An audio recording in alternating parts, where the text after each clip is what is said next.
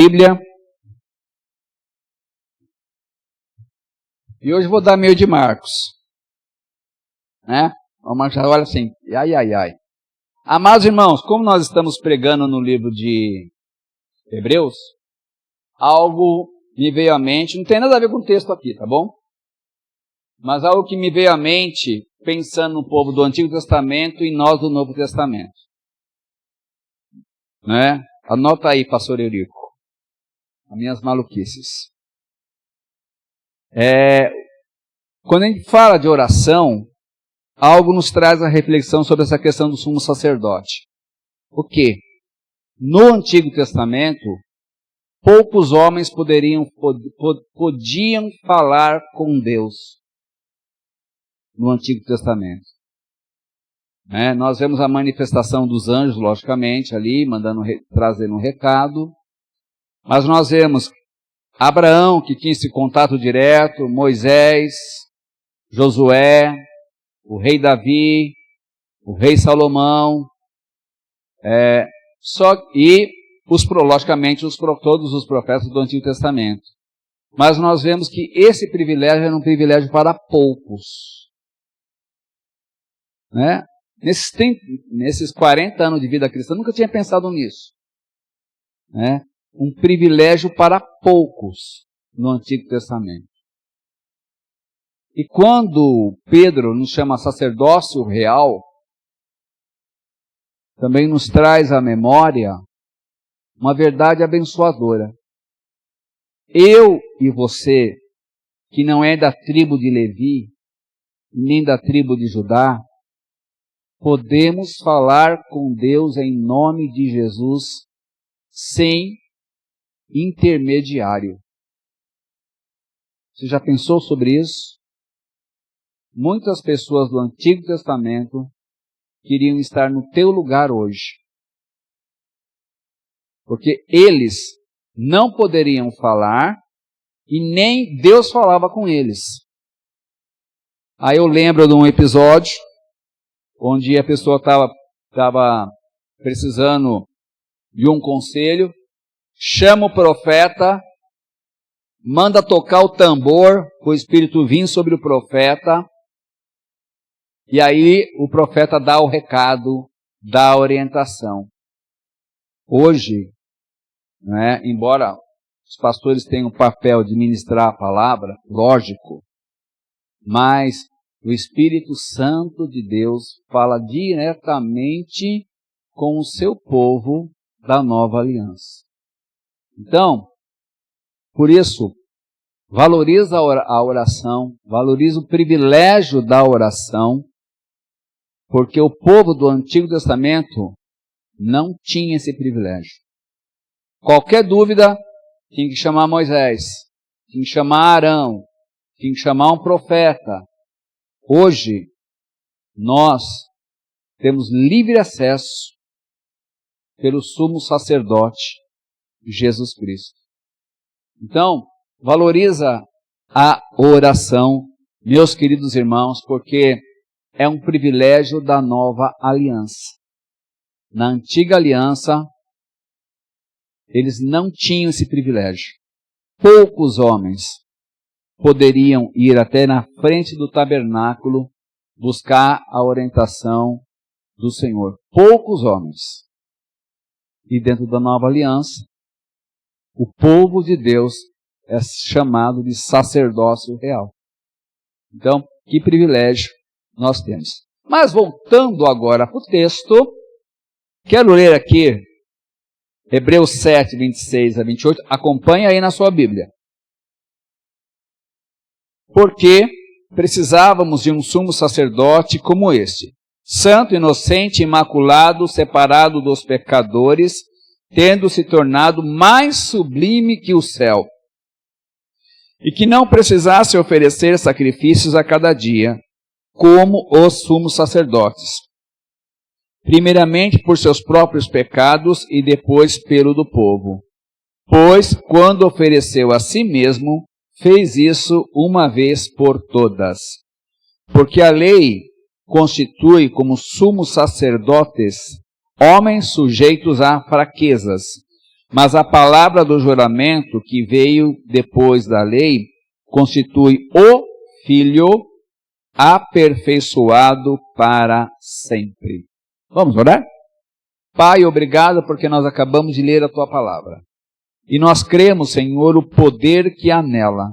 Por isso que nós a repetimos, Senhor, constantemente, em cada salão que nós chamamos de templo, porque igreja somos nós. Por isso, Pai, fala conosco e fala com aqueles que ouvirão e verão esta gravação, Senhor, pelo nosso canal. Porque a Tua palavra tem poder. E mesmo ela gravada, ela continua tendo poder. Porque é a palavra Tua, Pai. Por isso, Senhor, vem falar conosco nessa noite de forma grandiosa. Pois assim nós oramos no nome do Teu Filho, o Senhor Jesus Cristo. Amém. Amados irmãos, qual o título para essa mensagem? As características do melhor e superior sumo sacerdote. Nós já vimos 14 elementos que mostram a superioridade do Senhor Jesus. Em Hebreus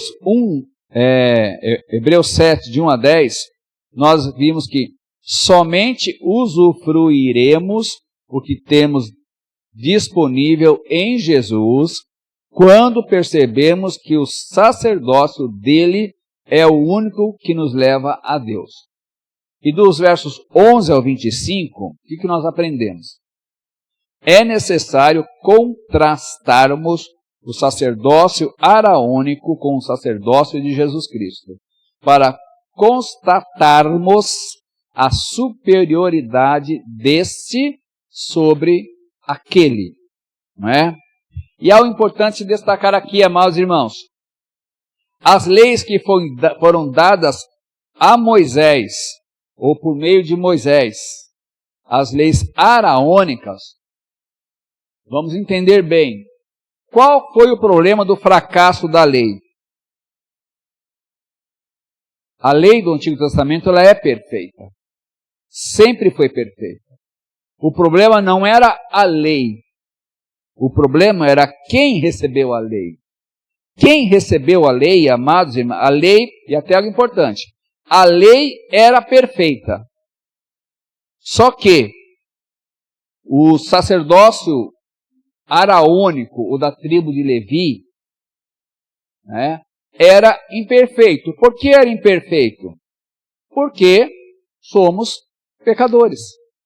O povo do Antigo Testamento tinha natureza pecaminosa, nós também temos a natureza pecaminosa, e, algo interessante, se a lei fosse aplicável 100% para nós, com 100% de perfeição, lendo o livro de Levíticos, não haveria necessidade de sacrifícios de animais para nós. Qual era, e até o apóstolo Paulo elucida essa ideia quando nós estudamos o livro de Romanos. Por quê? O que ele fala? A lei é perfeita,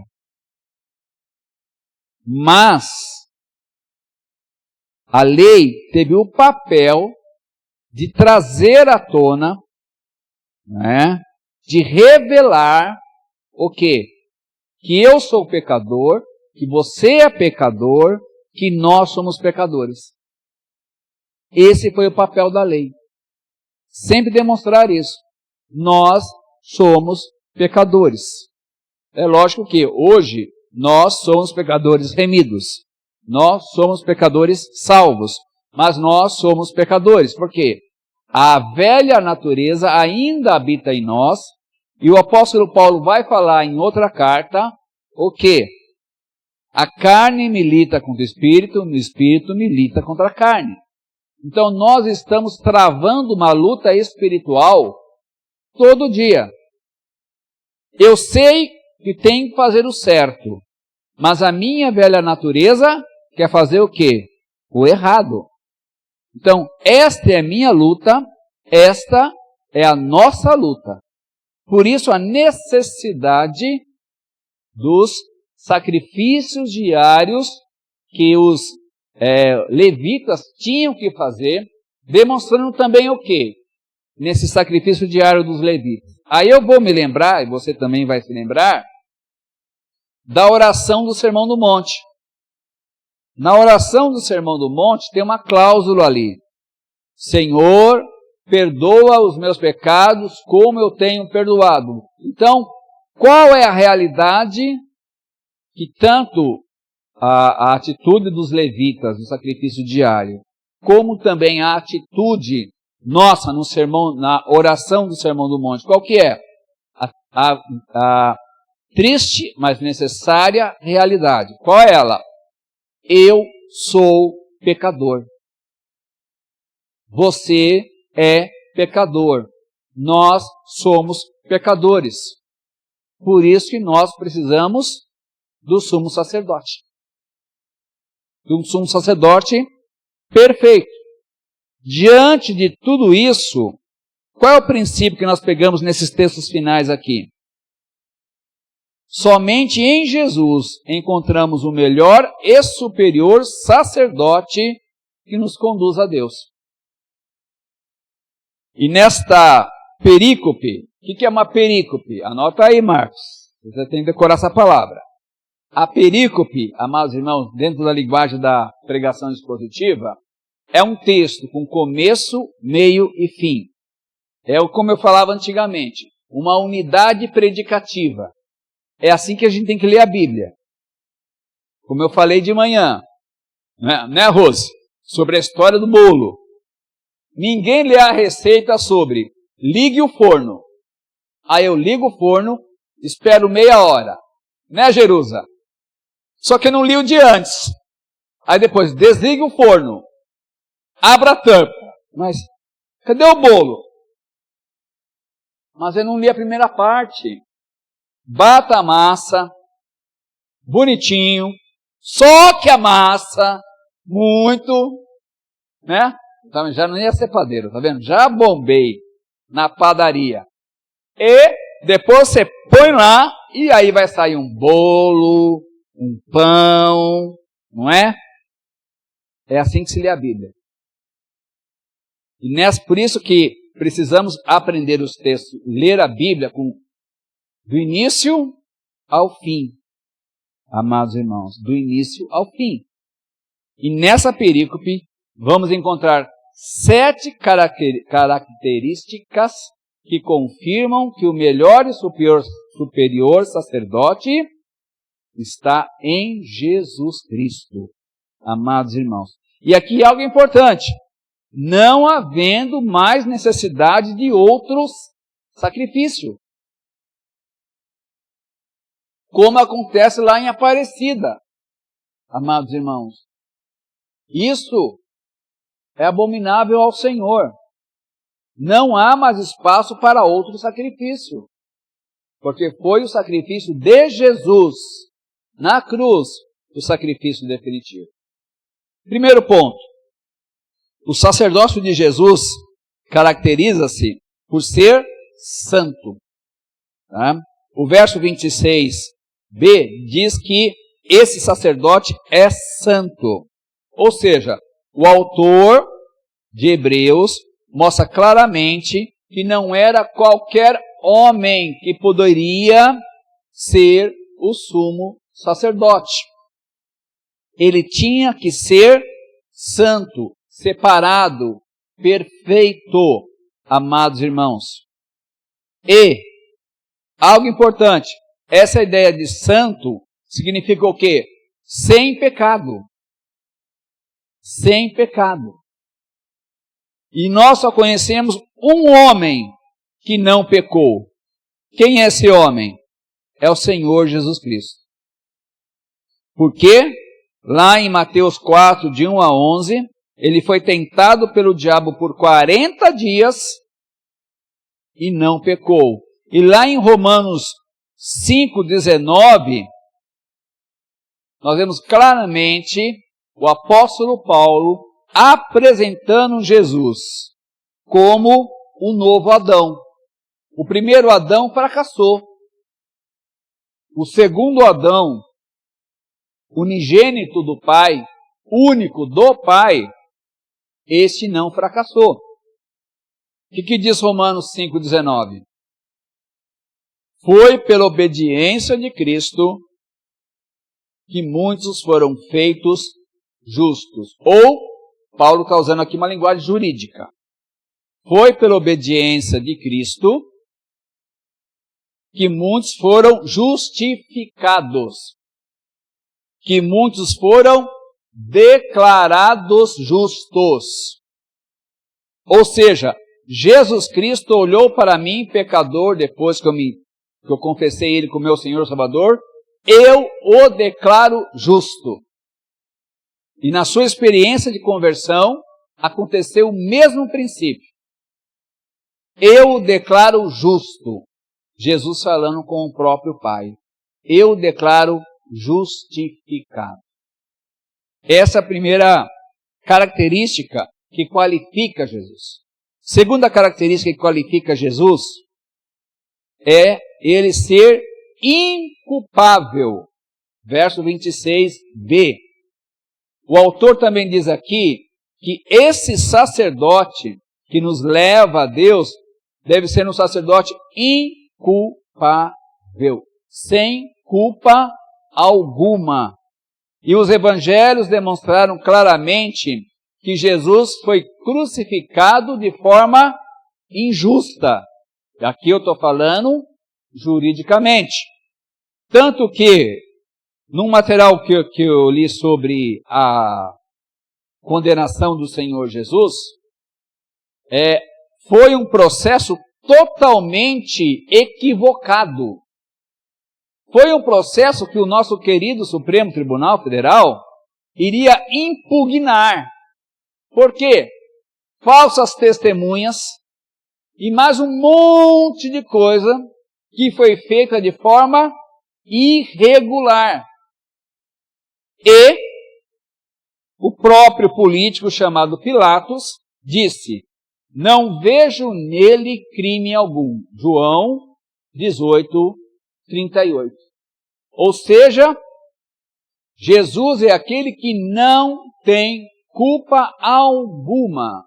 Mas algo importante se destacar, sempre bom lembrarmos disso, que nós éramos Barrabás.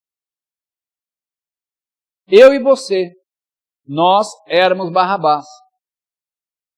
Quem tinha que estar naquele lugar era eu, era você, éramos nós. Mas Cristo voluntariamente assume o nosso lugar, morre no nosso lugar, mas vence no nosso lugar. E tinha que ser Jesus. Porque ele disse: eu dou a minha vida e eu mesmo a tomo de volta. Não podia ser mais ninguém além do próprio Cristo para ser o nosso sumo sacerdote. Por isso que ele é inculpável. Por isso que ele deve ser e continuar sendo o nosso sumo sacerdote. Não é? Terceira característica é que ele era sem mácula, sem mancha. Não é? O verso 26c fala claramente isso. Um sacerdote sem mácula nos remete ao quê? Lá ao Antigo Testamento, no sistema sacrificial, onde, conforme Levíticos capítulo 1, capítulo 10 e capítulo 22, onde o sacrifício dos animais tinham que ser animais perfeitos. Não podia ser animal com mordida de animal, como leão, raposa, etc. Tal, que coiotes, né, usam, vamos dizer assim, aqueles que gostam de atacar as ovelhas. Não poderia. Tinha que ser, não podia ser animal com pata quebrada. Eles não poderiam entregar qualquer coisa diante do Senhor. Tinha que ser um animal perfeito. E é lógico, para um judeu que só pensava em grana, ele falou assim, eu vou dar a minha melhor ovelha para Deus. Alguns não davam, tá? Alguns não davam. Mas Deus pediu a melhor ovelha. Foi isso que ele pediu. E é interessante notar, nós já estudamos aqui o livro de Malaquias, com base no livrinho do Augusto Nicodemos, e o que nós descobrimos? Que todo o povo do livro de Malaquias estava adorando a Deus de forma negligente. Não era só dízimo. Eles estavam trazendo animal morto, eles estavam trazendo animal doente, eles estavam trazendo animal de pata quebrada, eles estavam trazendo animal meio moribundo, e os sacerdotes da época de Malaquias estavam fazendo vista grossa a tudo isso. Então, vem o profeta Malaquias e exorta o povo, começando pelo sacerdote e acabando no povo, fala assim, todos vocês se desviaram do caminho, todos vocês estão negligenciando a adoração ao nosso Deus. Todos vocês, do sacerdote ao mais simples do povo. Meus queridos irmãos, então, isso mostra o quê? E algo interessante notar, quando João Batista vê o Senhor Jesus, ele faz uma declaração tremenda. Eis o Cordeiro de Deus. O Cordeiro de Deus. Não um cordeiro. Quando ele usa esse artigo definido, o Cordeiro, quer mostrar claramente o que? Ele é o Cordeiro definitivo. O Cordeiro imaculado. O Cordeiro sem mancha. Essa expressão imaculado, sem mancha, é sem defeito. Não é que o animal tinha que ser tudo branquinho. Vamos entender o texto corretamente. Não tem nada a ver a cor da ovelhinha. Quer dizer o seguinte, um animal perfeito.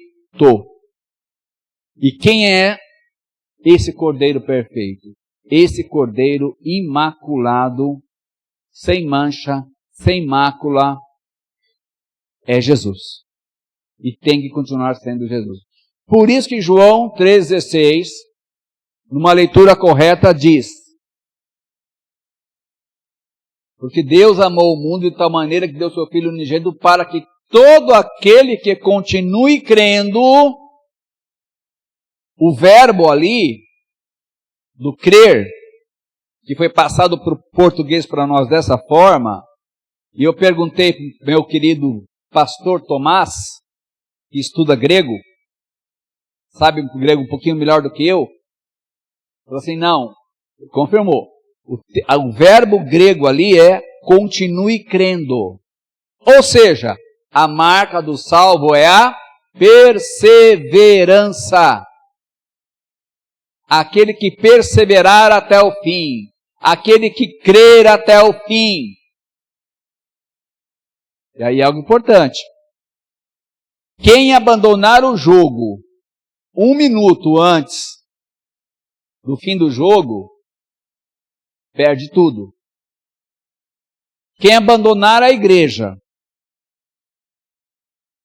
amados irmãos, minutos antes de falar, não quero mais Jesus, esse demonstrou que nunca se converteu.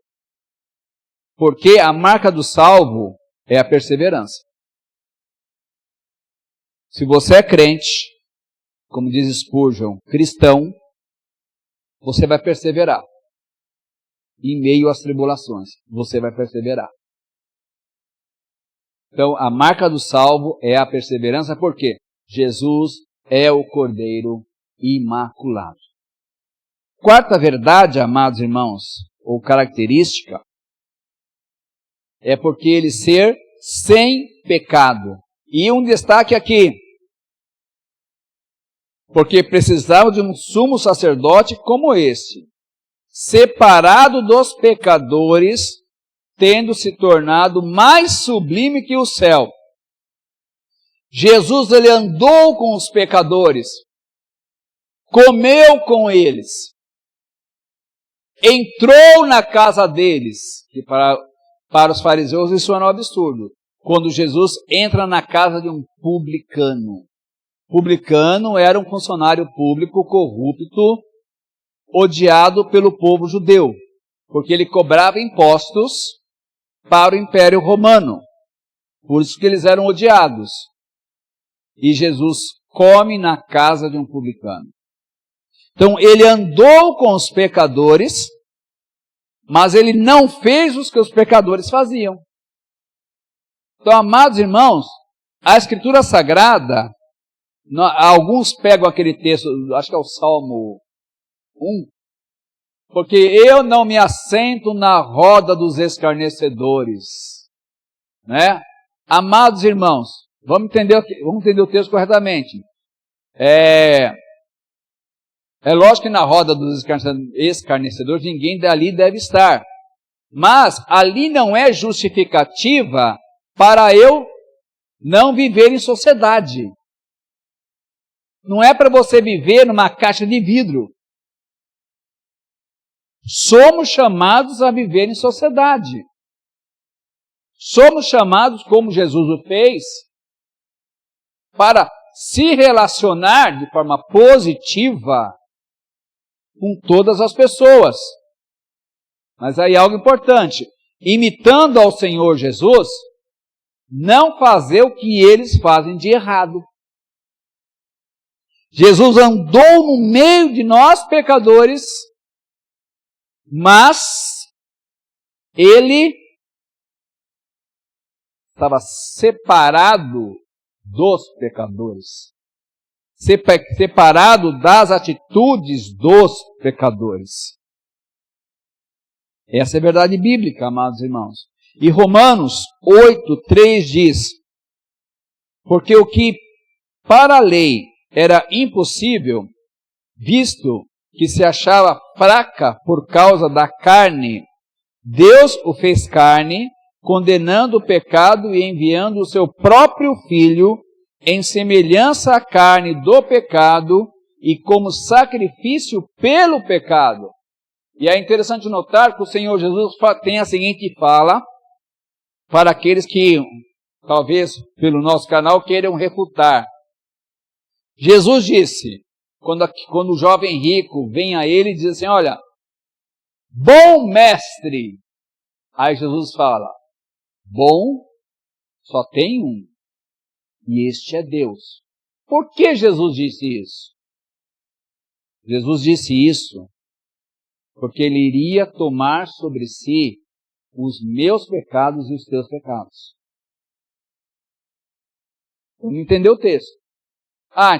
Então aquele ateu à toa vai dizer assim, eu sabia que Jesus não prestava. Porque ele disse, bom só tem um, e é Deus. Então, meu querido, que nos acompanha pelo canal, não tire o texto do contexto. Jesus disse isso para mostrar o quê? Que ele iria tomar sobre si os meus pecados, os teus pecados, para ser o nosso sumo sacerdote. Essa foi a razão. Por isso que ele disse, bom somente Deus. Então temos que entender as razões por que Jesus falou isso. E o detalhe desse texto, que é muito importante. Ele fala claramente aqui, no finalzinho do verso 26b, tendo se tornado mais sublime que o céu. O que significa isso?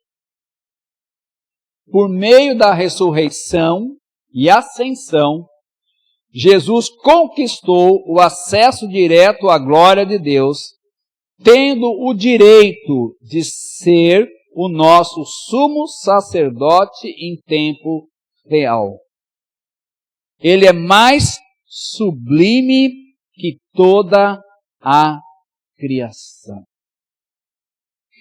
Este é o nosso sumo sacerdote, o Senhor Jesus Cristo. Por isso, não podemos abandoná-lo, por isso que não podemos, como os hebreus lá da Itália, ceder às pressões e voltar às velhas religiões ou às velhas práticas por causa de pressões ou vantagens. Pelo contrário, temos que perseverar caminhando com o Senhor Jesus Cristo.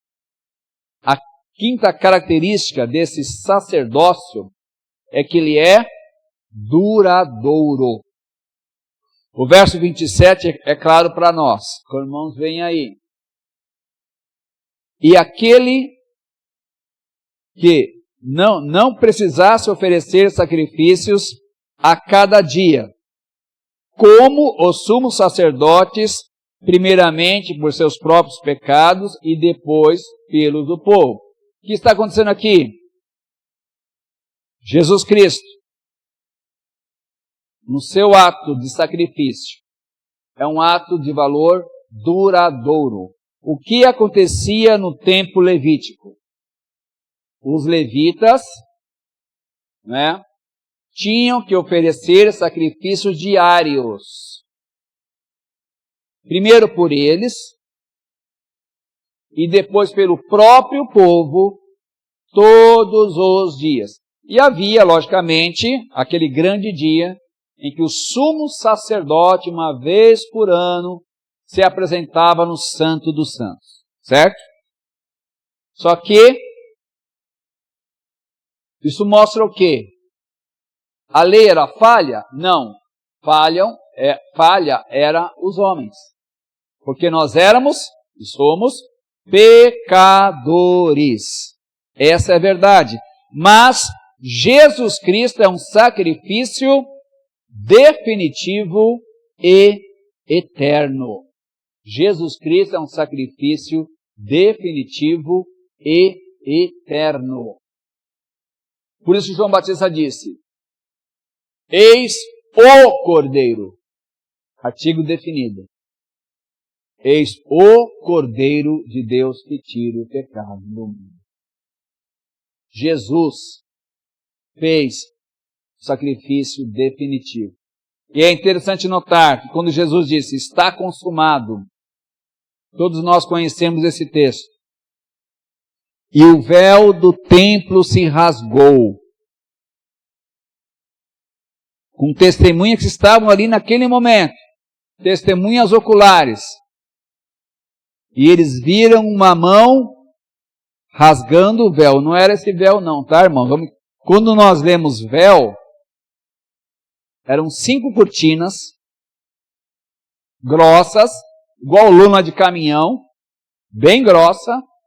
E segundo alguns comentaristas, tinha adereços de anjos desenhados nessa cortina.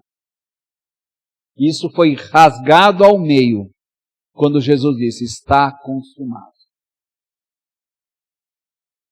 Ou seja, amados irmãos, acabou a necessidade de sacrifício.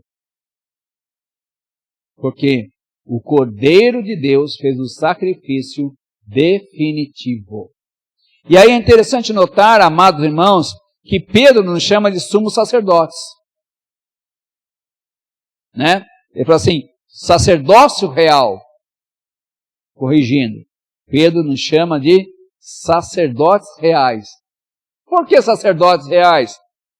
Isso nos remete a Romanos 12, 1 e 2. Hoje, amados irmãos, o sacrifício que nós apresentamos a Deus, que nós oferecemos a Deus, quando nós adentramos a esta casa, quando a igreja adentra ao templo, que sacrifício que é? O sacrifício da adoração. Que sacrifício que eu devo oferecer agora ao meu Senhor? É o sacrifício da adoração.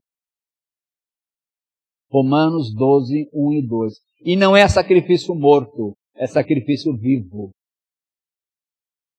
Por isso que na casa do Senhor e nas várias casas do Senhor espalhadas na face da terra,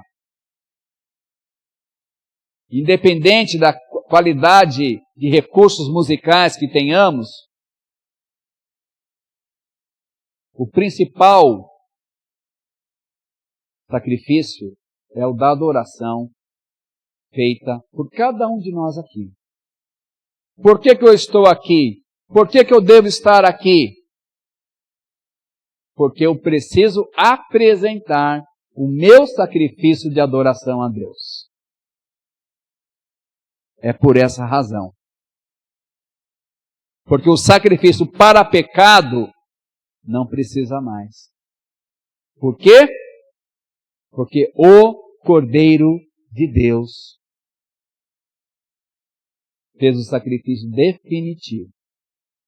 Se o sacrifício de Jesus não fosse definitivo, tinha que matar um cordeiro de novo. Tudo de novo.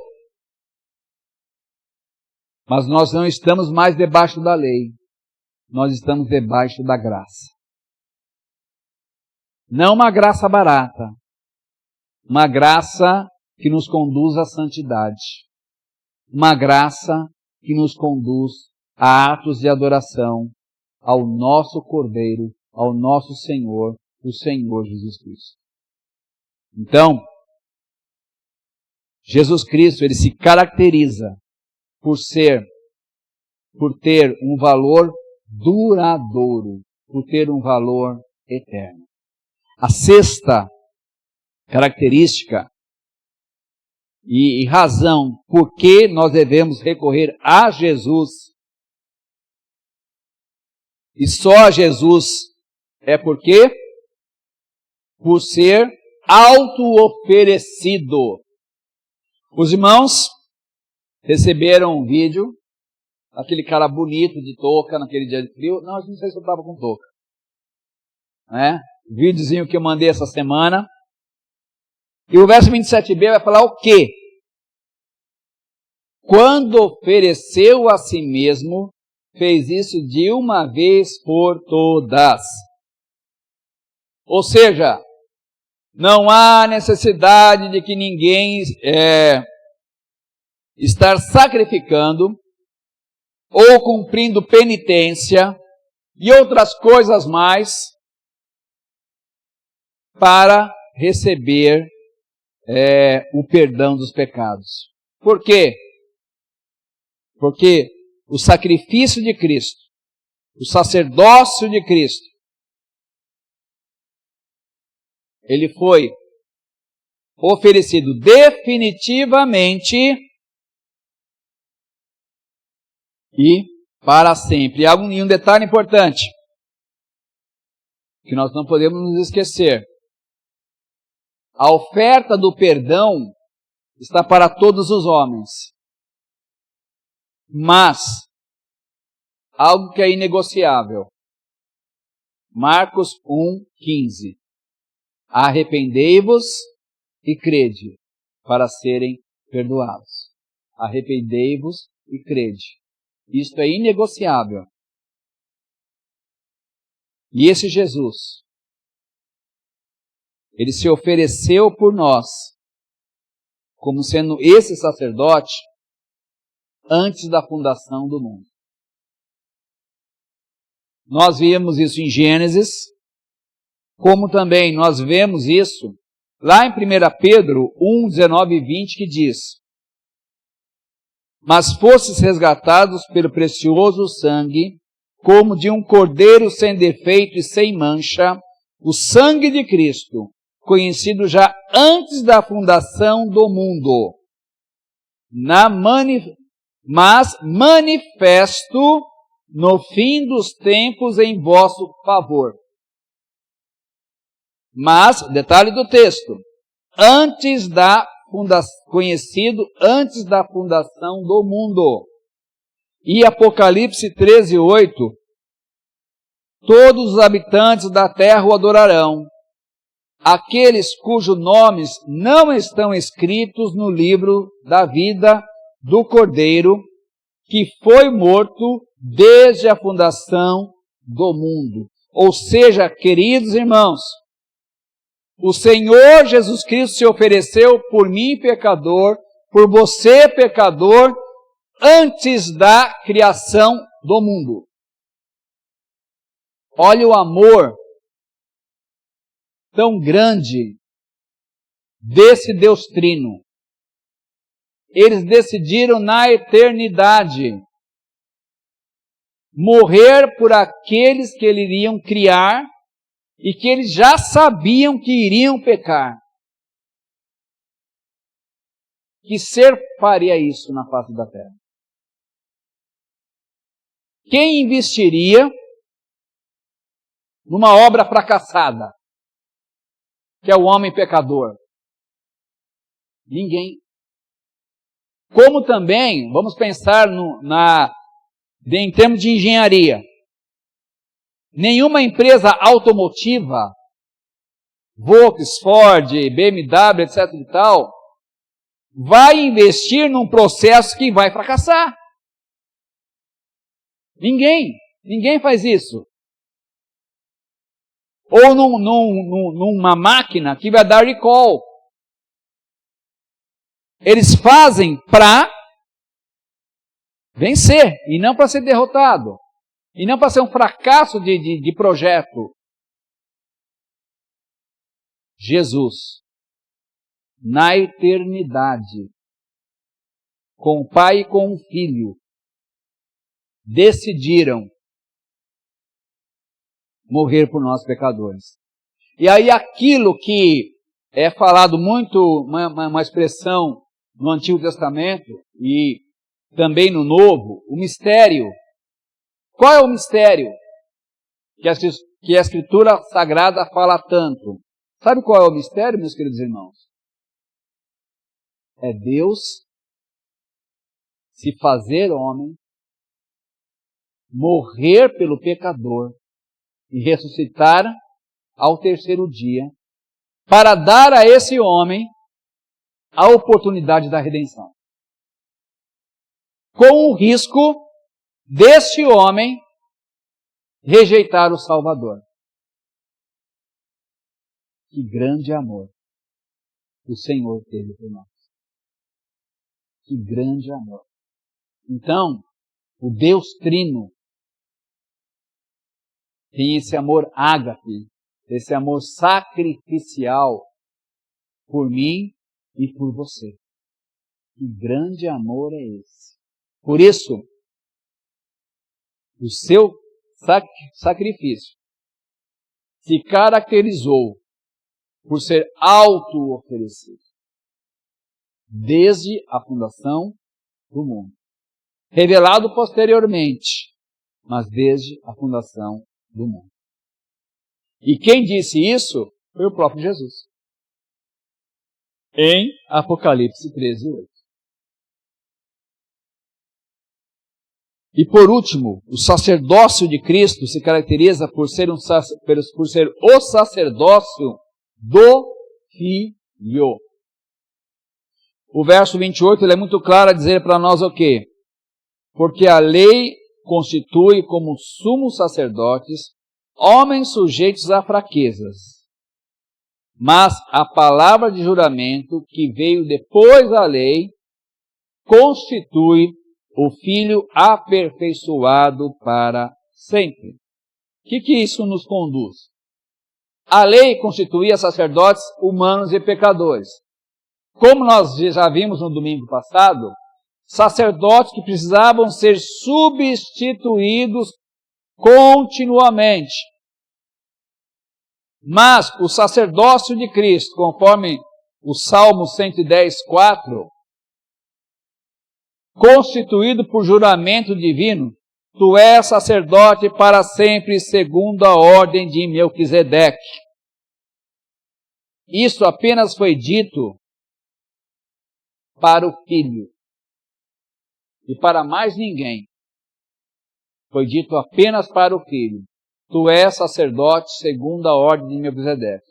E para você que não viu os vídeos anteriores, ou os cultos anteriores, por quê? Melquisedeque, em Hebreus 7, de 1 a 10, ele representa Jesus Cristo. Por que ele representa Jesus Cristo? Sem genealogia, sem data de nascimento, sem data de morte. Ou seja, aquele Melquisedeque, rei de Salém, ele representava o Cristo, o Senhor, que é eterno. E como Jesus foi aperfeiçoado?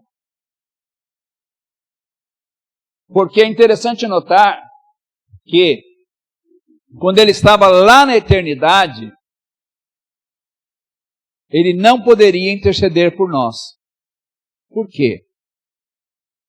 Porque ele ainda não tinha se tornado o nosso sumo sacerdote. E nós aprendemos em teologia bíblica, ou cristologia, as três funções de Jesus: sacerdote, profeta e rei. E só poderia ser isso se fosse da tribo de Judá, e não da tribo de Levi. Porque da tribo de Levi, ninguém seria rei, apenas sacerdote. Por isso Jesus decide nascer dentro da genealogia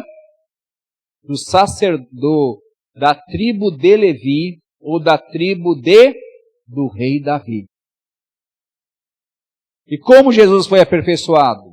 Na encarnação, morte, ressurreição e glorificação, ele foi aperfeiçoado para ser o nosso sumo sacerdote para sempre. Ou seja, amados irmãos, que bênção! Se eu pecar hoje, ou amanhã, seja ação ou seja por omissão, eu tenho alguém que pode interceder por mim. Eu não preciso oferecer sacrifícios. Eu não preciso caminhar de joelho. Eu não preciso, como todos aqui já viram em alguma reportagem, naquelas datas, eu não preciso carregar uma cruz. Eu não preciso, como um povo aí que é de outros povos, me autoflagelar com chicotadas numa peregrinação. Não preciso de nada disso. Porque Jesus Cristo foi aperfeiçoado para ser o meu sumo sacerdote. Superior ao sacerdócio levítico, do qual a igreja hebreia, para te deixar feliz, Marcos, a igreja batista hebreia, né, queria voltar às práticas antigas da lei. Do autor de Hebreus, que nós não sabemos quem que era. Talvez fosse Apolo, nós não sabemos. Mas este homem, que conhecia muito bem toda a teologia do Antigo Testamento, mostra claramente aqui a superioridade do sacerdócio do Senhor Jesus Cristo. Do sacerdócio que antecede a lei. Que antecede a Arão. Lá no período de Melquisedeque. O sacerdote que decidiu morrer por nós lá na eternidade. E com base, amados irmãos, em 1 Pedro 2,9 e Romanos 12, 1 e 2, o que nós entendemos? Somos hoje sacerdotes que apresentam a si mesmos num ato de adoração e santidade. Só que é viva, não é morta. É adoração viva. Somos sacerdócio real. nação santa, povo escolhido. Para quê? Para adorar, para servir. Mas o sumo sacerdote é somente Jesus Cristo e nada além de Jesus Cristo. Então nós não estamos embaixo da lei.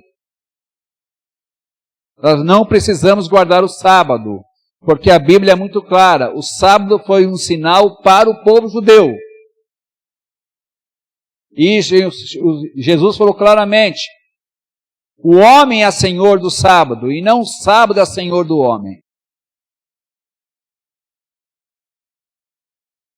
E é somente em Jesus que nós temos a redenção. E lá, conforme 1 João, capítulo 2, verso 1.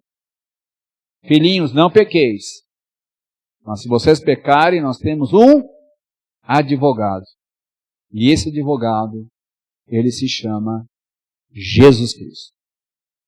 Por isso que o autor de Hebreus nos remete, amados irmãos, a não recuarmos, não abandonarmos a nossa jornada com Jesus, independente das pressões que venhamos a sofrer. Lembrando que eu já falei em domingos anteriores. A única religião desta época que era legalizada, uma das, logicamente, que tinha um panteão romano, era o judaísmo. O judaísmo nunca foi perseguido. Mas Jesus Cristo sim. Então, era confortável esconder a minha fé dentro do judaísmo para eu não ser perseguido pelo Império Romano. Só que o autor de Hebreus fala claramente que eles não deveriam recuar, não deveriam negar a sua fé, mas corajosamente andar com Cristo e pagar o preço de andar com Cristo. Porque Ele é o nosso sumo sacerdote. Por que Ele é sumo sacerdote? Quais são as 7 características que nós vimos hoje? Primeiro, porque Ele é santo, Ele é inculpável, sem mácula, sem pecado, de valor duradouro. Ele se auto-ofereceu por nós e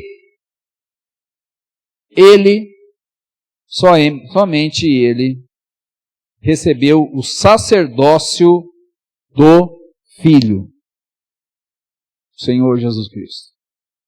É o sacerdócio do Filho, o Filho de Deus, como o próprio texto mostrou para nós nos versos anteriores. Ele foi constituído o Filho, aperfeiçoado para sempre. Por isso, amados irmãos, não recuemos. E vamos anunciar. Não é a Igreja Batista que salva. A Igreja Batista apenas é o resultado natural de pessoas que caminham junto na mesma fé, onde o seu sumo sacerdote se chama Jesus Cristo. Por isso, queridos irmãos, que nós possamos nos firmar nessa verdade, caminhar nessa verdade e não recuar. Não é lei externa que justifica o homem. Não é sacrifício de boas obras que justifica o homem. Mas foi o sacrifício do Senhor Jesus Cristo. Que nós possamos caminhar nessa verdade, nos firmar nessa verdade.